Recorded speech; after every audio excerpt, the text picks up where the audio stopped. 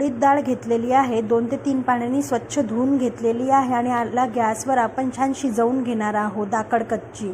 इथे एक दालचिनीचा तुकडा, एक तेजपत्ता आणि 2 मिरच्या आणि बारीक चिरलेला कांदा टाकून हे छान टॉस करत आपण परतवून घेणार आहोत. हे शिजल्यानंतर आपण यामध्ये लसणाची पेस्ट आणि अद्रकाची पेस्ट यामध्ये घालून घेऊया आणि याला छान खमंग वास येईपर्यंत आपण शिजवून घेऊया. यामध्ये मी 1 टमाटर बारीक चॉप केला ॲड करून घेतला. त्याला छान लालसर रंग होईपर्यंत शिजवायचं आहे आणि त्यामध्ये मीठ टाकून याला पाणी सुटेपर्यंत शिजवून घ्यायचं. तर हे संपूर्ण शिजल्यानंतर आपण यामध्ये घरचे मसाले ॲड करून घेऊया. 1 चम्मच तिखट, अर्धा चम्मच हळद आणि धनिया पूड 1 चम्मच आणि कांदा लसूण मसाला. तर इथे जे डाळ आपण शिजवलेली होती ती छान ॲड करून आपण याला छान मिक्स करून घेऊया.